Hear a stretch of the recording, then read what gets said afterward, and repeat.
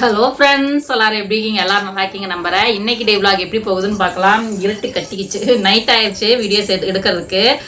இன்னைக்கு வெளியே போகலான்னு நினைச்சேன், கோலாடேரி போகலான்னு நினைச்சேன். அப்புறம் போக முடியல, இருந்துட்டேன். அப்படியே தண்ணி பிடிச்சிட்டு வந்தேன்னா ரொம்ப சோம்பேறித்தனமாயிருச்சு, தூங்கிட்டேன். வந்து அப்படியே படுத்து தூங்கினாதான். அப்புறம் வந்து ஒரு வேலையும் செய்யல. இப்போதான் எந்திரிச்சு சமையலே செஞ்சுருக்கேன். கருவாட்டு குழந்தை வைக்கலான்னு சொல்லி வச்சிருக்கேன், ஆயிட்டு இருக்கு. அப்புறம் வந்து நேற்றுக்கு வந்து நான் பேசுறேன்னு சொல்லியிருந்தேன்ல. ஸோ அதுதான் நேற்றுக்கு பாப்பா ஃபோன் வந்ததுன்னு சொல்லி ஸ்கூலுக்கு போயிருந்தேன்ல. அது வந்து பாம் வச்சிட்டாங்கன்னு சொல்லிட்டு ஃபோன் வந்துச்சு. 11:30க்கு பாப்பாங்களை போய் கூட்டிகிட்டு வந்தேன். எப்பயுமே 1:30க்கு தான் ஸ்கூல் லீவ் ஆகும். அப்புறம் இந்த மாதிரி ஃபோன் வந்துச்சுன்னு சொல்லிட்டு நான் போயிருந்தேன். நான் வந்து சொன்னதை வந்து ரொம்ப தப்பாக நினச்சிக்கிட்டீங்க. ஸோ நான் வந்து நீட் எக்ஸாம் வேண்டான்னு சொல்ல கிடையாது. இங்கே நடக்கிற போராட்டமும் நீட் எக்ஸாம் வேண்டான்னு சொல்லி போராட்டம் நடக்கல. தமிழ்நாட்டில் தான் நீட் எக்ஸாம் வேண்டான்னு சொல்லி போராட்டம் நடக்குது. எனக்கு இதை பற்றி நான் ஏற்கனவே நாங்கள் கேட்டு தெரிஞ்சு வச்சுக்கிட்டு தான் இருக்கேன். ஸோ நம்ம சப்ஸ்கிரைபரே நிறைய பேர் எனக்கு வந்து ஃப்ரெண்ட்லியாக இருக்காங்கல்ல. ஸோ அவங்களே வந்து எனக்கு ஃபோன் பண்ணி பேசுவோம், நாங்களாம் பேசுவோம். அவங்க பசங்க எல்லாம் படிக்கிறதெல்லாம் இப்போ ஒரு வருஷத்துக்கு முன்னாடியே 2 சிஸ்டர் கிட்ட பேசினேன். அவங்க 2 பசங்களும் வந்து நீட் எக்ஸாம் ரெடி ஆகிட்டு இருக்கேன்னு தான் சொன்னாங்க. அப்போ அவங்க கிட்ட நான் பேசினதுல அவங்க கிட்ட கேட்டது வந்து ஒரு வருஷத்துக்கு முன்னாடி. நம்ம சப்ஸ்கிரைபர் பார்த்துட்டு இருக்காங்க, அவங்களுக்கு கூட தெரியும். ஒரு சிஸ்டர் வந்து அவங்க ஹஸ்பண்ட் போலீஸ் தான். இன்னொரு சிஸ்டர் வந்து அவங்க ஹஸ்பண்ட் என்ன வேலை பார்க்குறான்னு எனக்கு தெரியல. பட் இருந்தாலும் 2 பேத்து பசங்க வீட்லேயும் ஒரே ஒரு பையன் தான். இவங்களுக்கு வந்து போலீஸ்காரர் வீட்டில் வந்து அவங்க கவர்மெண்ட் குவார்டர்ஸில் இருக்காங்க. ஸோ மிடில் கிளாஸ் ஃபேமிலி தான், ஓரளவுக்கு இருக்காங்க. பட் இன்னொரு ஃபேமிலி வந்து அவங்க கொஞ்சம் ரிச்சாக இருக்கிற மாதிரி ரிச்சாக இருக்காங்கனாக்கா ஓரளவுக்கு ஒரு பையன் தான் இருக்கு. பட் இருந்தாலும் இடமெல்லாம் வச்சு கொஞ்சம் நல்லா இருக்காங்க. ஸோ அவங்க கிட்ட நான் பேசினல தெரிஞ்சுக்கிட்டேன். நீட் எக்ஸாம் ரெடி எழுதி அவங்களால வந்து சீட்டு வாங்க முடியல. கவர்மெண்ட் காலேஜில் சீட்டு வாங்க முடியல. ஸோ அவங்க பேசின போது என்ன சொன்னாங்க, 30 லட்ச ரூபா வந்து ஒரு சிஸ்டர் சொன்னாங்க 30 லட்ச ரூபா ஆகுது அப்படின்னு சொல்லி சொன்னாங்க. ஆனால் காலேஜ் ஃபீஸ் எல்லாம் ஹாஸ்டல் ஃபீஸ் எல்லாம் சொல்லி சேர்த்து சொன்னாங்களா என்னன்னு தெரியல. அன்னைக்கு அவங்க கிட்ட பேசும்போது அந்த சிஸ்டர் வந்து இங்கே இருக்காங்க, டெல்லியில தான். அது என்னது இதில் இந்த ஃபரிதாபாத்தில் கூட அவங்களுக்கு இடம் இருக்குதுன்னு சொன்னாங்க. அவங்க என்னன்னா நம்ம ஏரியா வந்து நிறைய பேர் அங்கே போவாங்க வருவாங்க. அந்த ஏரியா பேர் கூட எனக்கு மறந்து போச்சு. அந்த இடத்துல இருக்காங்க. டக்குன்னு வந்துச்சுன்னா நான் சொல்கிறேன், உங்களுக்கு ஞாபகம் வந்துச்சுன்னா சொல்கிறேன். அந்த இடத்துல இருக்காங்க. அவங்க வந்து சொல்லுவாங்க 30 லட்சம் ஆகும், 30 அப்படி ஆகும் அப்படின்னு சொல்லி சொல்லியிருந்தாங்க. பார்க்கலாம் இந்த வருஷம் இல்லைன்னா அடுத்த வருஷம் வந்து திரும்ப எக்ஸாம் எழுத வச்சு தம்பி ஒரு வருஷம் படிக்கட்டும், அதுக்கப்புறமா வந்து ரெடி பண்ணிக்கலாம். 30 லட்ச ரூபா இங்கேருந்துமா கட்டுறது அப்படின்னு சொல்லிட்டு 5 வருஷத்துக்கு எப்படி கட்டுறது அப்படின்னு சொல்லிட்டு யோசிச்சு என்கிட்ட சொல்லியிருந்தாங்க. ஸோ அதே தான் வந்து இன்னொரு சிஸ்டர்னு சொல்லியிருந்தாங்க. அவங்களும் வந்து இல்லைம்மா எனக்கு 30 லட்ச ரூபா 35 லட்சம் அவங்க சொன்னாங்க. அவங்க ப்ரைவேட்டில் போய் விசாரிச்சுட்டு எல்லாம் வந்தாங்க. ஸோ அவங்க கிட்ட 35 லட்சம் காலேஜ் ஃபீஸு எல்லாம் சேர்த்து தான் அவங்க கிட்ட சொல்லியிருந்தாங்க. 35க்கு மேலே வருது அப்படின்னு சொல்லி சொல்லியிருந்தாங்க. அவ்வளோ பணம் என்னால் ரெடி பண்ண முடியாது. ஸோ ஒரு வருஷம் கோச்சிங் சென்டர் போட்டோம். ஸோ பார்க்கலாம் அடுத்த வருஷத்துக்கு என்ன பார்த்துக்கலாம் அப்படின்னு சொல்லிட்டு கேட்டிருந்தேன். இப்போ அவங்ககிட்ட ரீசெண்டாக நான் பேசின போது அவங்க சொன்னாங்க, போன வருஷம் வந்து நான் ப்ரைவேட்டில் சேர்த்துருந்தா கூட ஓரளவு கம்மியாக இருந்திருக்கும். பட் இப்போ வந்து ரொம்ப ஜாஸ்தியாக இருக்கும். நான் வந்து எனக்கு ரொம்ப கட்ட முடியல, எனக்கு கஷ்டமா இருக்கு. இப்போ வந்து மறுபடியும் எக்ஸாம், இந்த மறுபடியும் எக்ஸாம் வச்சாங்கல்ல, அதில் வந்து ரொம்ப பசங்களாம் ப்ரெஷர் ஆயிட்டாங்க. அவங்க கிட்ட பேசியிருந்ததில் அவங்க சொன்னாங்க இந்த மாதிரி இப்போ கொஸ்டின் பேப்பர் லீக் ஆனதுனால பிரச்சனை ஆகிப்போச்சு அப்படின்னு சொல்லியிருந்தாங்க. ஸோ அதைத்தான் நான் வந்து ஷேர் பண்ணியிருந்தேன் உங்ககிட்ட. நான் டீட்டெயிலாக அவங்ககிட்ட சொல்ல விரும்பல. ஸோ அதனால தான் நான் சொல்லியிருந்தேன். இப்போ ஒரு வருஷமாக அவங்க வந்து ஏற்கனவே வந்து ஒரு வருஷம் அவங்க ரெடி ஆகிருக்காங்க. மறுபடியும் வந்து எக்ஸாம் எழுதியிருக்கிறாங்க. போன வருஷத்துக்கே ஒரு வருஷம் ரெடி பண்ணாங்க எக்ஸாமுக்கு எல்லாம் ரெடி பண்ணி. இப்போ இந்த வருஷமும் ஒரு வருஷம் எக்ஸாமுக்குலாம் ரெடி பண்ணி அவங்களால வந்து எக்ஸாம் எழுத முடியலங்கும் போது அவங்களுக்கு ரொம்ப கஷ்டமாக இருக்கும்ல. அதைத்தான் நான் சொல்லியிருந்தேன். அதுவும் இல்லாமல் வந்து கொஸ்டின் பேப்பர் லீக் ஆனது பெரிய பிரச்சனையாச்சு. அதுக்குள்ளே ஒருத்தங்க வந்துட்டாங்க, அதனால அவங்ககிட்ட பேசிட்டு இருந்தேன். நீட் எக்ஸாம் வந்துக்கு அந்த கொஸ்டின் பேப்பர் லீக் ஆனவங்க இப்போ 20 பசங்க இறந்துட்டாங்கல்ல. இவங்க போராட்டம் பண்ணதை அந்த 20 பசங்க இறந்ததுனால தான் வந்து போராட்டம் பண்ணாங்க. அதுவும் இல்லாமல் ஒரு 3 பசங்க என்னமோ 19 வயசு, அப்புறம் 22 வயசு 23 வயசு பசங்க, வெவ்வேறு மாநிலத்தில் சேர்ந்த பசங்க நெட்லேருந்து சில ஆதாரங்களை வெளியிட்டிருக்காங்க. ஸோ நிறைய இடத்துல வந்து ஸ்ட்ரைக் போராட்டங்கள் நடந்துட்டு தான் இருக்கு. அதை காட்டில இந்த மாணவர்கள் வந்து அவங்க வந்து தடியடி அவங்களை ரொம்ப அடிச்சிட்டாங்க. லத்தி இருக்குல்ல, லத்தியில் ஆணியெல்லாம் வச்சு கல்லெல்லாம் வந்து லாரிலாம் வந்து நின்றுட்டு இருந்தது அடிக்கிறதுக்கு. அதனால தான் நான் ஷேர் பண்ணியிருந்தேன். ஸோ அவங்களாம் அடி வாங்கியிருக்கிறாங்க அப்படின்னு சொல்லிட்டு அதை நீங்கள் எப்படி புரிஞ்சுக்கிட்டீங்கன்னு எனக்கு தெரியலை. அந்த விஷயத்த நான் ஸ்டார்ட் பண்ணியிருந்தேன். ஸோ கஷ்டமாக இருக்கும்ல. இப்போ ஒரு வருஷம் வந்து எனக்கு தெரியுது நிறைய பேர் வந்து ஒரு சின்ன ஏழைப்பட குழந்தைங்க கூட வந்து நீட் எக்ஸாம் வந்து ரெடி பண்ணி பாஸ் ஆகி இப்போ கவர்மெண்ட் காலேஜ்ல எல்லாம் படித்து நல்ல நிலைமைக்கு வந்திருக்காங்க, இல்லைன்னு நான் சொல்ல கிடையாது. ஆனாலும் இருந்தாலும் இருக்கிற ஸ்டேஜில் வந்து இப்போ 10 லட்சம் அவங்களுக்கு கொடுத்து நீட் எக்ஸாம் கொஸ்டின் பேப்பர் கொடுத்துட்டாங்க. ஒருத்தவங்க கிளிக் ஆயிடுச்சு, அவங்களுக்கு மூலியமா நேரத்தை பார்த்தாங்கனாக்கா. ஸோ ஒருத்தர் வாங்கியிருந்தாரு, அவர் மூலியமா அவங்க ஃப்ரெண்ட்ஸ் பசங்களாம் பார்த்துருக்காங்க. ஸோ கேட்டு எக்ஸாம் எழுதிருக்காங்க. அப்போ இந்த மெடிக்கல் சீட் வந்து ஏழை குழந்தைங்களுக்கு கிடைக்க வேண்டிய சில சீட்டுங்கள்லாம் இப்போ அந்த பசங்களுக்கு வந்து பணம் கட்டி அந்த மெடிக்கல் பேப்பர் படித்த பசங்களுக்கு பேப்பர் பார்த்து எழுதின பசங்களுக்கு வந்து ஈஸியாக கிடச்சிரும்ல. அதை கேட்டு தான் வந்து போராட்டம் பண்ணியிருந்தாங்க. அதுக்காக தான் நிறைய பேர் சப்போர்ட்டிவாக போனது. ஸோ ஒரு விஷயம் வந்து நம்ம செய்யறோம்னாக்கா ஒருத்தங்களுக்கு கரெக்டாக இருக்கும், ஒரு சில பேருக்கு வந்து தப்பாக இருக்கும். அதே தான் சேம் மெத்தடு. இப்போ நான் வந்து நான் ஒரு விஷயம் பண்ணுறேன்னாக்கா நானே என்னை யூடியூப்ல எடுத்துக்கிறீங்க, நான் பண்ற விஷயம் வந்து சில பேருக்கு பிடிக்குது, சில பேருக்கு பிடிக்கல. அப்போ அவங்க வந்து எனக்கு நெகட்டிவா கமெண்ட்ஸ், எனக்கு நெகட்டிவா என்னை வந்து பேசும்போது 10 பேர் பேசும்போது இனி 10 பேர் வந்து ஜாயின் பண்ணி இது பண்ணுவாங்க. அந்த மாதிரி தான் கூடத்தில் அந்த ஆயிடுச்சு.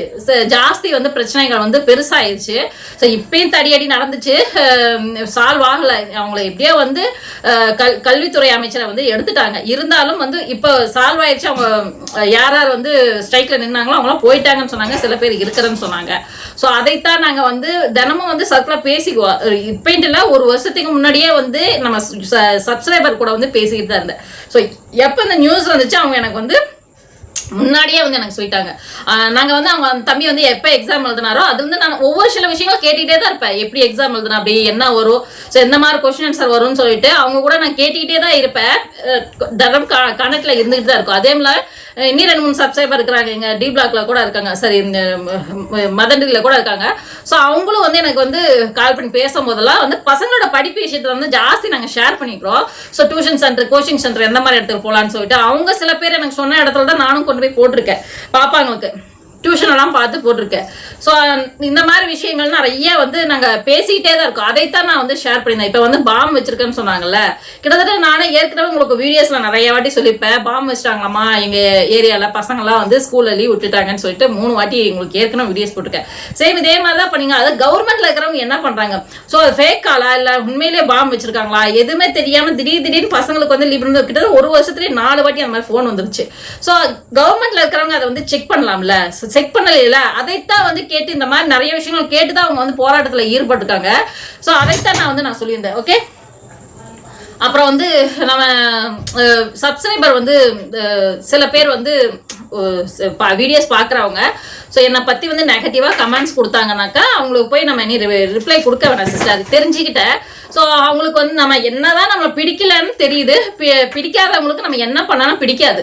ஸோ பிடிச்சவங்களுக்கு நம்ம நார்மலாக எது பண்ணாலும் அது பிடிச்சிருக்குன்னு சொல்லிட்டு போயிடுவாங்க. சேம் அதே தான், அவங்களுக்கு என்ன பிடிக்கல அதனால வந்து கமெண்ட்ஸ் கொடுத்துக்கிட்டே தான் இருக்காங்க. அவங்களுக்கு போய் நம்ம ரிப்ளை பண்ணி கீழே கமெண்ட்ஸ் கொடுக்கறது ஒரு பிரயோஜனம் இல்லை. நீங்கள் யார் கமெண்ட் கொடுத்தாலும் சரி, என்ன சரி கேலி பண்ணி பேசினாலும் சரி, திட்டினாலும் சரி, ஒன்றும் பிரச்சனை இல்லை சிஸ்டர், கேலி பண்ணிட்டு போட்டோம். ஸோ ஃபர்ஸ்டெல்லாம் ஆரம்பத்தில் எனக்கு ரொம்ப கோபங்கள் வரும், எனக்கு கேலி பண்ணி பேசுகிறாங்க திட்டுறாங்க அப்படின்னு சொல்லிட்டு. அதாவது யூடியூப்லேன்ட்டு இல்லை, வெளியே லைஃப்லேயே வந்து ஸ்டார்டிங்லேருந்தே என்னை வந்து ரொம்ப ட்ரோல் பண்ணி பேசி எனக்கு அழுகையாக வரும். என்னடா அப்படி நம்ம வந்து தப்பு பண்ணிட்டோம், இப்படி வந்து நம்மளை கேலி பண்ணிட்டு பேசுகிறாங்களேன்னு சொல்லிட்டு ரொம்ப கஷ்டமா இருக்கும். ஸோ இப்போ வந்து நான் அதை வந்து பெருசா எடுத்துக்கிறதே இல்லை. பேசிட்டு போட்டு எத்தனை நாளைக்கு பேசுவாங்க, பேசிட்டு போட்டுமா இப்போ என்ன வந்துச்சு அப்படிங்கிற மாதிரி ஆயிப்போச்சு. ஸோ நம்ம வந்து இப்படித்தான் என்னதான் நம்ம நிரூபிச்சாலும் நம்மளை வந்து கிண்டல் பண்ணி பேசுறவங்க கிண்டல் பண்ணி பேசிட்டு தான் இருப்பாங்க. சாப்பாடு சரியில்லைன்னு சொன்னா சொல்லிட்டு போறாங்க. பிள்ளைங்களுக்கு நல்லா ட்ரெஸ் பண்ண, என் பொண்ணு ஸ்போர்ட்ஸ்ல இருக்கா, அவளுக்கு வந்து அந்த டவுசர் போட்டு பழக்கம் ஆயிடுச்சு. என் 2 பொண்ணுங்களும் சரி இப்போ ஸ்போர்ட்ஸ், பெரிய பாப்பா இல்லை, 2ஆவது பாப்பா ஸ்போர்ட்ஸ்ல தான் இருக்கா. அவளுக்கு போட்டு ஸ்கூலுக்கே அப்படித்தான் போறான். அதுவும் இல்லாமல் இங்கே வந்து நார்மல் இந்த முழங்காலுக்கு மேலதான் ஸ்கூல்ஸ் கட்டே இருக்கு. ஸோ அதனால அவங்களுக்கு ட்ரெஸ் போடுறது வந்து எங்களுக்கு பெருசா தெரிய வைக்க மாட்டேது. ஏன்னா இங்க இருக்கிற பிள்ளைங்களை எல்லாத்தையுமே நாங்கள் அப்படித்தான் பாக்குறோம். அதனால எங்களுக்கு அது தெரிய வேண்டியது. கிராமத்துல இருக்கிறவங்களுக்கு வந்து அது கஷ்டமா இருக்கும். ஸோ உங்களுக்கு பிடிக்கலைன்னா நான் வந்து ஏற்கனவே சொன்னதுதான். அவங்க ஒருத்தங்க எனக்கு ஒரு கமெண்ட் கூட பண்ணியிருந்தாங்க, நான் ஸ்டார்டிங்லேருந்து வீடியோஸ் பார்த்துட்டு தான் இருக்கேன். இவ்வளோ வீடியோஸ் என்ன நல்லா இருக்குது, எதுலையா யூஸ்ஃபுல்லாக இருக்கா அப்படின்னு சொல்லிட்டு. யூஸ்ஃபுல்லாக இல்லைன்னு தெரியுது, நல்லா இல்லைன்னு தெரியுது. அப்புறம் அந்த மெனக்கட்டி ஏன் வீடியோஸ் பார்க்கணும், எனக்கு அதுதான் தெரியல. ஏதாவது யூஸ்ஃபுல்லாக இருந்ததுன்னா இவ்வளோ ஃபாலோ பண்ணுறதுல அர்த்தம் இருக்குது. எதுக்காக ஃபாலோ பண்ணணும் அப்படின்னு சொல்லிட்டு அவங்க கேட்டிருந்தாங்க. ஃபாலோ பண்ணலின்னு எனக்கு நல்லா தெரியுது. ஃபாலோ பண்ண வேணாம். ஸ்டார்டிங்லேருந்து வீடியோஸ் பார்த்துக்கிட்டே தான் இருக்கேன். நான் அப்புறம் எதுக்கு சொல்கிறீங்க, உங்களை யார் அவ்வளோ கஷ்டப்பட்டு பார்க்க சொல்கிறேங்க. ஸோ உங்களுக்கு பிடிக்கல. எனக்கு வந்து இப்போ நான் படிக்கட்டு ஏறுறேன், சைடு இல்லை கைப்பிடி இல்லாத படிக்கட்டில் ஏறும்போது பின்னாடி இருந்துட்டு நீ விழுந்துருவான்னு கத்திக்கிட்டு தான் கிடப்பாங்க. அவங்களை நான் பார்த்துக்கிட்டே இருந்தேனாக்கா கீழே விழுதான் செய்வேன். நான் பார்க்காம என்னோட படிக்கட்டு பாரு நான் ஏறி போயிட்டே இருக்கிறேன். ஸோ நம்ம சப்ஸ்கிரைபர் சில பேர் வந்து அவங்க ஹஸ்பண்ட் கூட என்னோட வீடியோஸ் பார்க்கறதா சொல்லி எனக்கு சொல்லியிருந்தாங்க. இன்னைக்கு கூட ஒரு சிஸ்டர் ஃபோன் பண்ணி என்னோட ஹஸ்பண்ட் உங்கள் வீடியோஸ் பார்க்க ஆரம்பிச்சிட்டார் சிஸ்டர். ஃபர்ஸ்ட் நான் மட்டும் தான் பார்த்துட்டு இருந்தேன், இப்போ என் வீட்டுக்காரப்ப பார்க்க ஆரம்பிச்சிட்டார், பசங்களை கேட்டா சொல்லுங்கன்னு சொல்லிட்டு நிறைய அவங்க சொல்லியிருந்தாங்க. ரொம்ப சந்தோஷமா இருந்தது. கோயிலில் கூட என்னை வந்து கூப்பிட்டு பேசி எனக்கு வந்து நிறைய ஃப்ரெண்ட்ஸ் வந்து சர்க்கிளில் நிறைய பேர் எனக்கு ஃப்ரெண்ட் ஆயிட்டாங்க. ஸோ அந்த மாதிரி நிறைய ஃப்ரெண்ட்ஸு பிடிச்சி வச்சிட்டேன். போதும் சிஸ்டர், இதுவே என்னோட லைஃப்ல வந்து நிஜமாலுமே ஒரு விஷயம் சொல்லியிருந்தாங்க, திமிர் பிடிச்சலாட பேசுறா அப்படின்னு சொல்லியிருந்தாங்க. திமிர் பிடிச்சலாட பேசலைன்னா இங்க வாழவே முடியாது சிஸ்டர். முதல்லாம் வந்து யார் என்ன பேசினாலும் சொல்லிட்டு அழுதுட்டு உட்காந்துருந்தேன். இப்போ வந்து திமிர் பிடிச்சவ மாதிரி தான் பேசிட்டு இருக்கிறேன்னு நினைச்சுக்கலாம். ஸோ மற்றவங்களுக்கு தெரியாது, பட் எங்கூட வந்து பேசி பழகி என்னோட வீட்டு பக்கத்தில் இருக்கிறவங்களும் சரி, என்னோட ஃபேமிலி மெம்பர்ஸும் சரி, என் கூட பழகி இருந்தா தானே அவங்களுக்கு என்னை பற்றி தெரியும். தெரியாதவங்களுக்கு தெரியலவா சுட்டுருங்களா, அதை ஏன் பெருசாக நம்ம எடுத்துக்கணும். அதனால நான் கண்டுக்கிறதே இல்லை. என்னமோ சொல்லிட்டு போட்டோம் அப்படின்னு சொல்லிட்டு இவெல்லாம் பெருசாக எடுத்துக்கிறது இல்லை. நம்ம பாட்டி நான் என்னோட வேலைகளை செஞ்சுக்கிட்டே இருக்கேன். இனி என்னென்ன சொல்றீங்களோ சொல்லுங்க, பிச்சைக்காரின்னு சொல்லுங்க, பரதேசின்னு சொல்லுங்க, இனி என்னென்ன பேர் கொடுக்கணுமோ பேர் கொடுங்க. ஸோ நீங்க சொல்றதுனால நான் அந்த மாதிரி ஆக போறது கிடையாது. ஸோ என்ன சொல்லணுமோ என்ன இஷ்டப்படுதோ சொல்லுங்க, நான் அதெல்லாம் கண்டிக்கவே போறது கிடையாது. இனிமேல அதெல்லாம் டென்ஷனான காலம்லாம் போயிருச்சுங்க. நிஜமாலுமே லைஃப்ல வந்து ஒரு விஷயத்த நல்லா கத்துக்கிட்டேன். அதாவது நான் சொன்ன மாதிரி என்னோட ஃபேமிலி மெம்பர்ஸ் கிட்டே இருந்தே சில விஷயங்களை நான் நிறைய விஷயங்கள் நோட் பண்ணி நான் கத்துக்கிட்டேன். ஸோ அவங்க இப்போ வந்து என்னை பற்றி உங்களுக்கு தெரிஞ்சிருக்கு, நான் வீடியோஸ் பண்ணுறேன், அதனால என்னை பற்றி வந்து பார்த்துட்டு நிறைய குறைகள் வந்து சொல்லிக்கிட்டே இருக்கீங்க. ஸோ அதே மாதிரி தான் என்னோட ஃபேமிலி மெம்பர்ஸும் சரி, நான் ரொம்ப மட்டம் தட்டி பேசவும் திட்டவும் கேவலமாக பேசும்போது அதான் நான் சொல்லியிருந்தேன், 4 பொம்பளை பிள்ளை பேசிருக்கேன்னு சொல்லிட்டு ஊரே கேவலமாக பேசுதுன்னு சொல்லியிருந்தாங்க. ஸோ என்னை திருப்பி அவரை நான் ஒரு வார்த்தை கேட்டிருந்தேன்னா அந்த இடத்துலயே அவருக்கு உயிரை விட்டுருவாரு. அந்த மாதிரி ஒரு வார்த்தை இருக்கு. ஸோ கேள்வி கேட்டிருப்பேன். அவங்க ஃபேமிலியில் நடந்த ஒரு விஷயம் தான். ஸோ என்ன சொல்ற அளவுக்கு அவங்களுக்கு அங்கே தகுதி இல்லை, நான் கேட்டுருவேன். பட் அந்த இடத்துல நம்ம கேட்கக்கூடாது, அவங்களோட புத்தி அப்படித்தான் அப்படின்னு சொல்லிட்டு நான் வந்து விட்டுட்டேன். அதே வார்த்தை நான் அந்த வார்த்தையை என் வீட்டுக்கு என்கிட்ட கேட்டேன். இப்போ என்ன இந்த வார்த்தை சொல்லிட்டாங்க, கரெக்டு தான், ஊரே கேவலமாக பேசுகிற அளவுக்கு வந்து நான் பொம்பளை பிள்ளைங்களை பெற்று வச்சிருக்கேன், கரெக்டு தான். ஸோ அவங்களோட பொறப்பை பற்றி நான் சொல்லியிருந்தேனாக்கா என்ன ஆகாது அப்படின்னு சொல்லி கேட்டிருந்தேன். என் வீட்டுக்கார வாயை திறக்கல. அந்த இடத்துல நான் கேள்வி கேட்கவும் இல்லை. அவங்களோட புத்தி அவ்வளோதான். நம்ம புத்தி அந்த இடத்துல நம்ம வந்து சில்லறத்தனமாக நடந்துக்க கூடாதுன்னு சொல்லிட்டு கம்முன்னு இருந்துட்டேன். எல்லாம் தெரிஞ்சிருந்தும் அவங்க அடுத்தவங்களோட ஃபேமிலி மெம்பர் என்னை கேள்வி கேட்குறவங்க, என்ன பேசுகிறவங்க திருப்பி கேள்வி கேட்கறதா நான் அவங்க பதிலே பேச மாட்டாங்க.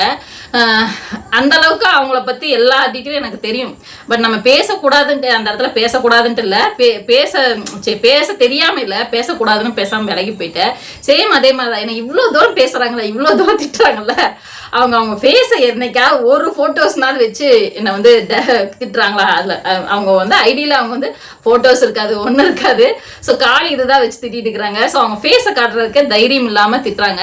நான் இவ்வளோ தூரம் என்னோடய ஃபேஸை காமிச்சு எவ்வளோ விஷயங்களை வந்து ஃபேஸ் பண்ணிட்டு போக வர்ற, திட்டு வாங்கிக்கிட்டு பிள்ளைங்களை வளர்த்திக்கிட்டு அதுக்கும் திட்டு வாங்கிக்கிட்டு எல்லா விஷயத்தையும் சாப்பாடு செஞ்சாலும் குத்தம், வீட்டு வேலைகளை செஞ்சாலும் குத்தம், வெளியே போனாலும் குத்தம், அது பண்ணாலும் குத்தம், இது பண்ணாலும் குத்தம், எல்லாத்துக்கும் குத்தம். ஆக மொத்தம் இந்த உலகத்தில் நாங்கள்லாம் வாழ்றதே குத்தம். ஸோ என்ன மாதிரி பொண்ணுங்கள்லாம் வாழ்றதே குத்தம். ரியல் லைஃப் வேற. அதாவது கேமரா முன்னாடி நான் வந்து நடிக்கிறேனா, எவ்வளோ நாளைக்குங்க நடிக்க முடியும் சொல்லுங்க பார்க்கலாம். ஒரு கிட்டத்தட்ட 3 வருஷமா இருக்கு. 3 வருஷம் நான் நடிச்சுக்கிட்டே வீடியோஸ் போட்டுட்டு இருக்கிறேன். ஸோ நீங்களும் பாருங்க, எனக்கு அவார்டு கிடைக்க போகுது, அதனால நான் நடிச்சு நிறைய அவார்டு வாங்க போறேன். ஓகே சரியா? ஏதோ பேசணும்னு தோணுச்சு. இன்னைக்கு வந்து ஒரு வழியா துணியை தைக்கிறதெல்லாம் கொஞ்சம் இருக்கு. கொஞ்சம் துணி தைச்சிட்டா கொஞ்சம் துணி இருக்கு, அது எடுத்து தைச்சு நாளைக்கு கொடுத்துட்டேனாக்கா துணி தைக்கிற வேலை இல்லை. அதுக்கப்புறம் வீட்டு வேலைகள் தான். பாப்பாக்கு வண்டி பேசியிருந்தேன்ல, ஸ்கூல்ல இருந்து மனா பண்றாங்க. நர்சரி ப்ரெப்புக்கு வந்து பேரண்ட்ஸே தான் வந்து கூட்டிட்டு போகணும். ஃபர்ஸ்ட் ஸ்டாண்டர்டுக்கு அப்புறமா தான் வண்டியில வச்சுன்னு போவாங்களா. அது எழுதி கொடுத்து என்னமோ ஃபார்மாலிட்டிஸ் எல்லாம் இருக்கு, அதெல்லாம் பண்ணாதான் வேன்ல வச்சுன்னு போவாங்களா. இல்லை என்ன பெரிய தலைவலியா எனக்கு மாட்டிக்கிச்சு. நானே தான் போய் ஆகணும்னு சொல்லிட்டாங்க. அப்புறம் அவங்க அப்பா சொன்னாரு, சரி 2-3 மாசம் பூரா நான் வண்டி வாங்கிட்டு தரேன் அப்படின்னு சொல்லிட்டு இருந்தாரு. சரி பார்க்கலாம், சரியா?